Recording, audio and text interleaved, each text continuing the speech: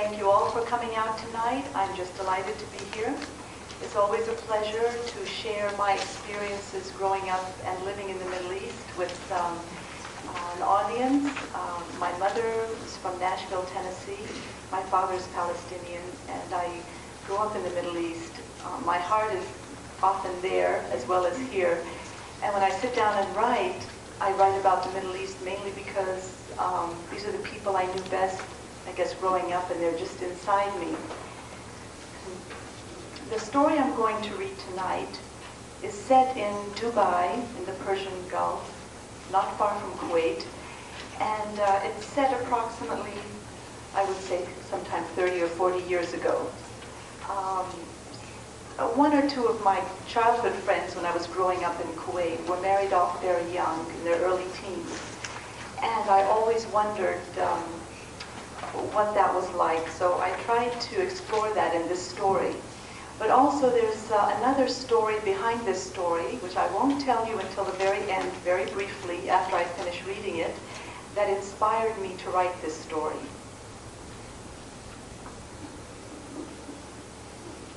The wedding. O henna, henna, O syrup of dew, for fear that his mother will come searching for him, I will place him in my eye, O henna, and draw kuhl over him. The girl watches from the window of her second-floor bridal chamber as the old women, hired especially for the wedding, beat their heavy tambourines and sing the loving love songs into the hot night air. Sitting in the dirt road, against the walls of the whitewashed mud brick house in the seaside town north of Dubai, they sway from side to side as though they are the impassioned ones themselves. Now and then they ululate shrilly, rapid lululululi off their tongues to commemorate the occasion, a man taking a wife. The same cry that celebrates the birth of a son or of men riding into battle. The women's tinseled gowns and veils, their golden masks, the silver rings on their gnarled fingers catch the moonlight and flicker. Occasionally they stop singing long enough to sip the bitter coffee and sweet tea brought by a servant of the house, draining the dark liquid below their masks. Soon they will eat from large trays of saffron rice and boiled lamb, the wedding feast. Sarah, the bride, is 17. Her thick black hair is fanned across her back like a peacock's tail and glistens with coconut oil. The palms of her hands and soles of her feet are painted stencil-like with orange henna. Her skin is scented with musk. She goes back to sit on the wooden marriage bed, a fragile novelty that creaks under her weight. More inviting to her are the silk cushions against the walls and the smooth straw mats and wool rugs that cover the floor. In her father's house, she and her family sleep on cotton mattresses on the floor. In summer, when not even the tall wind towers draw a breeze into the house, these are carried up to the flat roof to sleep on.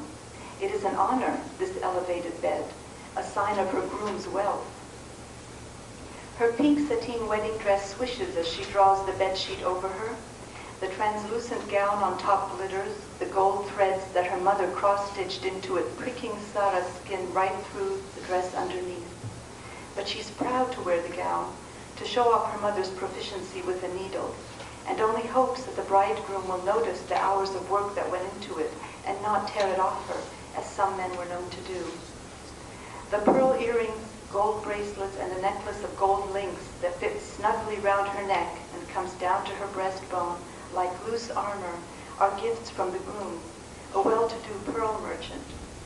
Sarah could look forward to a comfortable life from now on, her mother had boasted, so long as she obeyed her husband and gave him no cause to send her back to her family or to take an additional wife. Sarah's beauty is credited to her having been sought after by the merchant's family, her beauty and her family's good name. For although her father's not wealthy, he is a pious man, and his reputation is without blemish. His wife and daughter spend their days at home instead of out gabbing with other women, and none of Sarah's 3 older brothers frequent the coffee shops, smoke, or patronize the few discreet harlots of Johara Street. Firm as apples, her mother had boasted, cupping one of Sarah's well-formed breasts, as the other women kinfolk helped prepare Sarah for the wedding.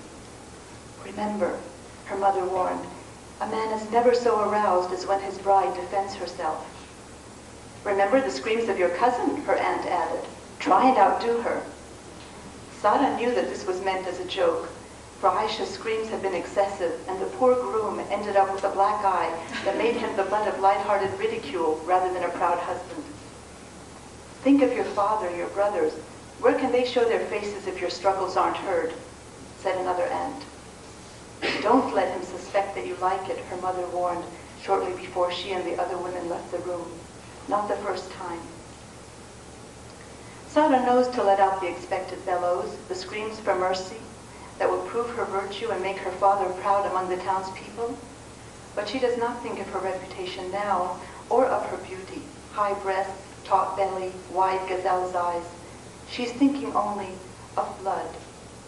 She remembers watching her father butchering lambs on feast days, seeing how meekly the animals surrendered to her father's knife, even though they scuffled feebly as the steel bit into their throats. They would shudder and kick as they bled, and when she had cried the first time, her father and brothers had chided her. It was blessed to sacrifice, they said, and the animal doesn't suffer since it is over with so quickly. Ashamed of her fear, Sarah had stood by as they went to work, cutting through the skin, fleecing the carcass neatly, disemboweling it for the spit. She had been sickened, but she had stood there anyway. Now it is this same sickness that rips into her. No one is forcing her to marry this man. She accepted his proposal herself, even when her father asked her a second time, just to make sure. Her friends tried to argue out of it, telling her it was foolish to give herself to so old a man, that he was almost 40. She had turned down all the other proposals that had come her way since she left school 5 years ago. Why had she suddenly chosen this man when she could have had someone much younger? She had not been able to tell them why. She had been one of the best students at the small Succoth Road school, and she turned 12. When she turned 12, her father decided it was time she stayed home and learned woman's work, something she could use in the future. Now that you can read and write, it's enough, he said, and she had not protested. He was a good father. He loved her. She knew that he would not force her to do anything she did not want to do, or give her to any of the women who besieged their doorstep with marriage offers the instant the rumor spread that she was eligible. Although the younger the girl, the more desirable as a wife she was, because her character was so much more malleable, Sarah had no desire to move in with a strange man and his family, to grow round and ungainly in childbearing, to lose her youth so soon. At the sudden twist of the doorknob, she turns sharply toward the noise, taking in the strange room again, as though for the first time. There is a basket of dates in one corner, the smell of ambergris from a glass vial at the window, melodious crooning in the streets. For fear that his father will come looking for him, I'll place him in my hair, O henna, and braid it round about him. O henna, henna, O syrup of dew. The tall man enters the room and shuts the door with a finality that makes Sarah squirm.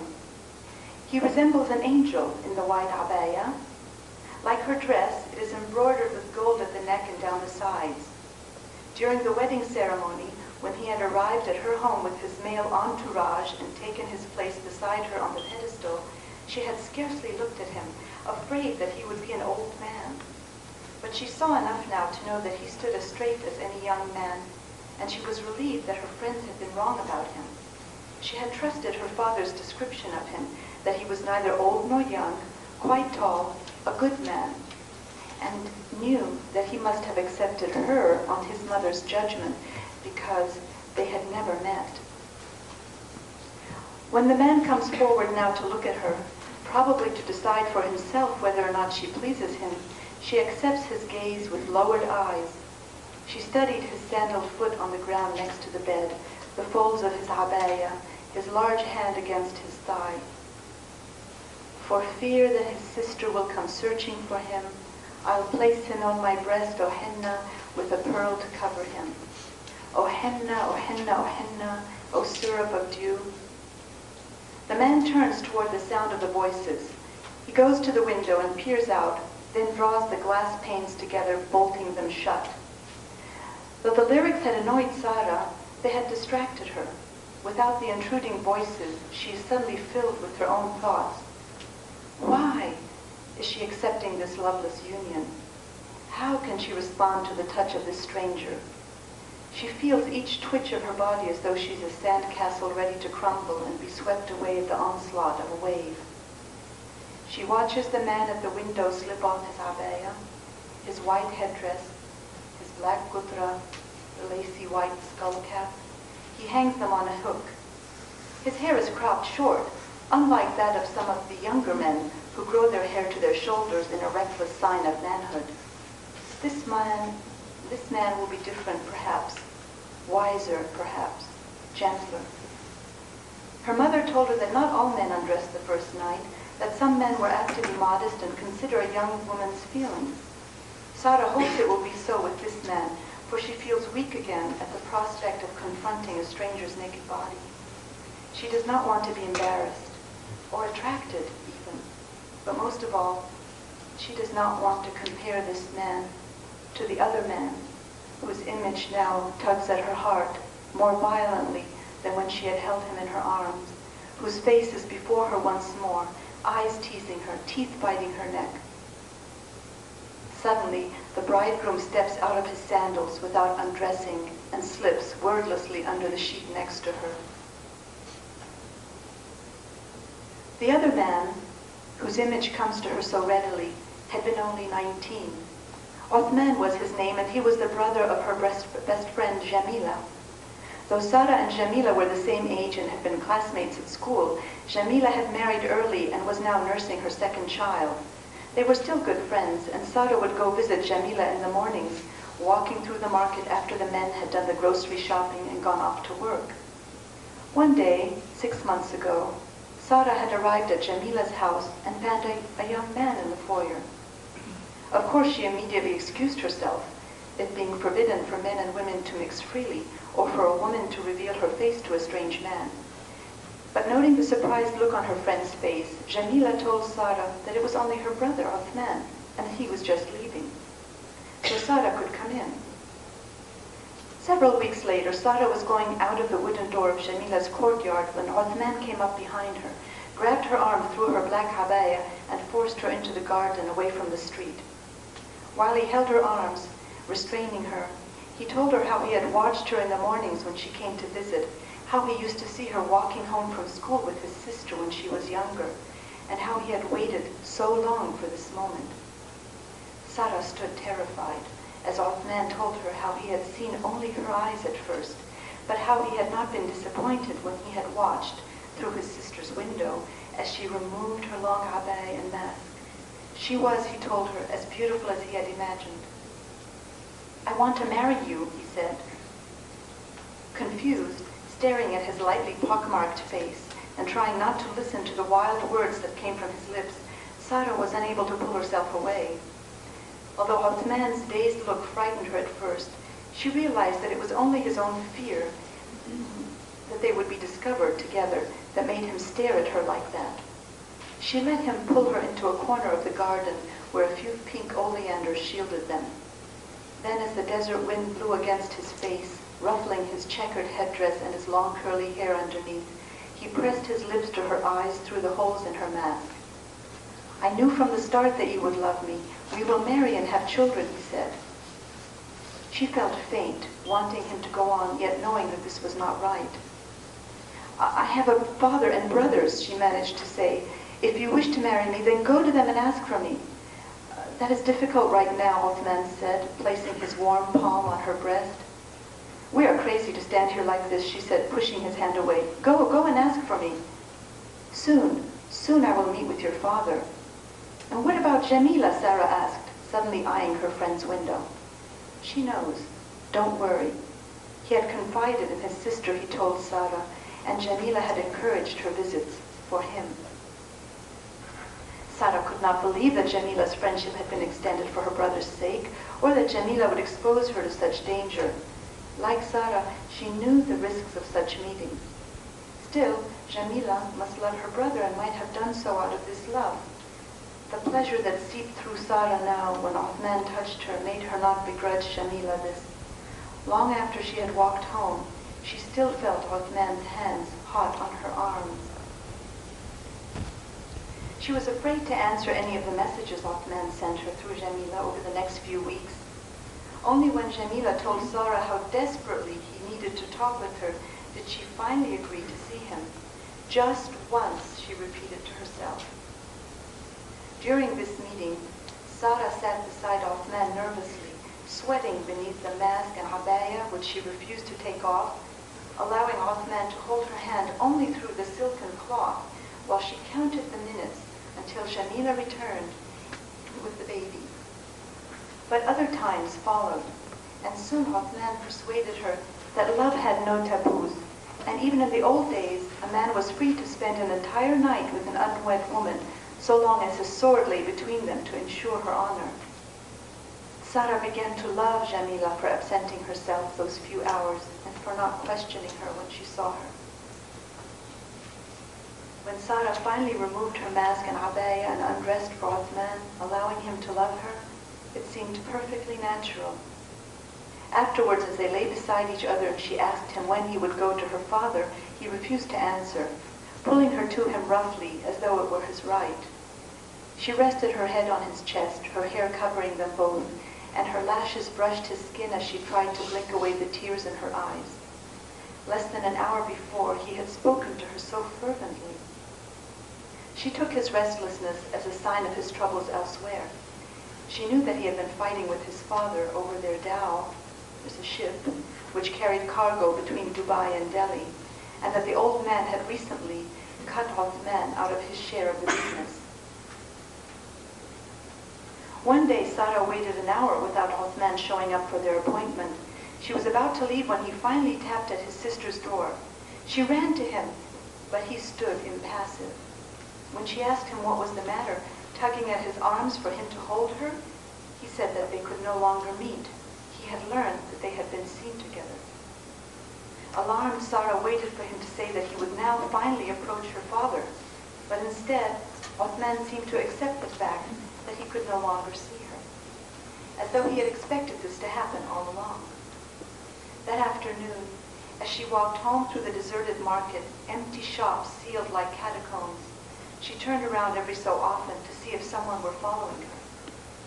She scanned the high walls on either side of the narrow streets, the ornate wind towers high above the houses, the alleyways where old men sat or napped in the shade, and she found no one. No one had ever seen her with Othman, she knew. At night she lay awake studying the constellation through her window, tracing the lines of the scorpion, the silver arc of the crescent moon amidst the clouds. Othman had said that he would contact her when things cooled down, but she had not understood what things meant. She knew, however, that something was bothering him, something which had to do with her. Had she been a fool all this time for going to him? Was that what he was punishing her for? He must be thinking that she would go with another as easily as she had gone with him. She would see him somehow and tell him that it was not so. She could never love another. But a few weeks later, news spread throughout the town that a young man's body had been pulled ashore by fishermen's nets. A knife wound, like a palm frond, was gashed across his chest. Suicide, they said. Nobody had to tell Sara that it was Othman. Sara's mother, though she had not known him, wept at the news, telling neighbors that he had been the brother of her daughter's best friend. What a pity, she cried. But all life is in the hands of Allah. May He preserve them from such evil. It took a full morning for Sara to absorb what had happened. By afternoon, she gathered the strength to pay the required condolence to visit Jamila, someone with whom she could share her loss. But when she got there, when she entered the all-too-familiar room and met her friend's reddened eyes from across the throng of mourners, Jamila got up and walked out, refusing to see her. What had she done, Sara wondered, to deserve this? Hadn't it been Othman who had wanted her? He knew the penalty of their act. Could it be that he had never intended to marry her, had discarded her and taken his own life rather than face marriage or execution? Sarah could think only of how to take her own life. She could stab herself as he had done, wander into the desert until she dropped from heat and thirst, or was mangled by hyenas, or she could drown herself. Yes, she had heard of other women doing this, their black habayas found first, floating like large black birds in the sea, still clinging to their victim's arms. But each time she resolved to go through with it, the hurtful will to live stirred within her. Finally, having no one else, Sarah told her mother. She had anticipated this moment for days, but had not expected her mother to react so violently by slapping her, beating her, and pulling her hair, as though to mar her own daughter's face and body. Why couldn't you have been ugly? Whore! Better that than this shame. Why? Merciful Allah, why? He said he would marry me, Sarah whispered. Marry you? After what? You should have died before letting him. Oh, what am I to do? Sarah sobbed. He had ruined her. How do I know what you should do? Why didn't you think of that before? Do you know what your father will do to you? To both of us? Her father. He would kill her, drag her through the street by a noose round her neck to show people how he dealt with the shameless daughter, avenge the disgrace she brought on him and on her brothers and cousins, on her entire family. Finally exhausted, her mother turned away. For 3 days she did not speak to Sarah. Then she went to her and said, "You will have to marry." "Marry? How can I marry now?" "It must be soon. What if you're pregnant?" "I'm not. I know I'm not." "You can't be sure," her mother said. "It's a wonder you've lasted this long." "But he'll know, Mother. Any man will know. How can I risk that?" Their gazes locked together for an instant. "I'll have to think," her mother said, suddenly nervous. "I need time to think." In the bridal chamber, this new husband puts his hand to Sarah's shoulder and begins to stroke her. He puts his hands around her neck and unclasps the heavy necklace, placing it on the floor. When he turns back to her, it is as if to say, "Now is the time to do the expected." Sarah looks at the man's face. It is rather broad, with a strong nose and a full mouth. A face like any other, not unpleasant, nothing in it to love or hate or even to fear. When he pushes on her shoulders, she acquiesces, lying down. Again, a memory lights up within her, the warm weight of another body on hers, demanding. "You are not frightened?" the bridegroom asks. "I am," she answers quickly, remembering her mother's warning. But the man does not seem to notice that she lies. He kisses her jaw, her ears, he touches her hair. He moves closer and she feels his legs through their clothing. She shivers, wanting to be done with it, wondering why he does not simply thrust himself into her and then leave her alone. Men know it is agony for a girl the first time, and a good husband would not impose himself on his bride too long. She hears Othman whispering to her, describing her own beauty to her, and she can almost see him coming towards her now, eager. It is him she wants to show, not this man. What a joy she can be. But this man will not leave her alone. His face hovers on her neck, nuzzling her above her sparkling gown. His lips drift further down her breast to her stomach. Then he brings his head back up to hers and covers her mouth in a kiss. His tongue enters her mouth and she is so surprised that she spits, bringing her hands to his chest and pushing him back angrily. He seems fascinated by her anger.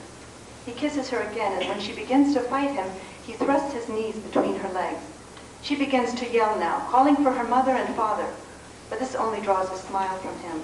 The more she screams, the more he seems to relish her, coaxing her softly as he would a wild horse. When he breaks into her, she bites his hand in pain, feeling something trickling down her legs. All at once, the thought of the white sheet stained red relaxes her and she is quiet. He draws back sharply, rising, staring at the blood that speckles the sheet. Then he bends and tugs at the sheet. "They're waiting," he says, and Sarah thinks he smiles at her, gratified. She gets up and smooths down her gowns as he removes the sheet, takes it to the door and thrusts it out into the hall. She hears the whispers outside the door and knows that his sisters have retrieved it to display over the walls of their courtyard. The entire town will share in their pride tonight. The man lies back down on the bed and, turning away, tells Sarah to sleep. She understands that he means to give her privacy. His consideration means that he is a good man and will be a good husband. She climbs into bed beside him, no longer afraid, imagining that the face buried in the pillow beside her is Othman's, that the body stretched along her is Othman's. When she wakes up, she will show him that only he can satisfy her, and that she will never leave him. Maybe then he will love her. Only a mother, she knows, truly loves. Her mother, who had given her life, had given it to her again tonight. Those clever fingers that wove the beautiful rugs and mats in their homes, that had stitched the dainty designs on the wedding gown, had perfected Sarah's wedding night. Just this afternoon, she and Sarah had snared the bird, a small sand-colored sparrow, and Sarah had watched her mother slit its throat and drain its blood into a small yellow sack of sheep's gut.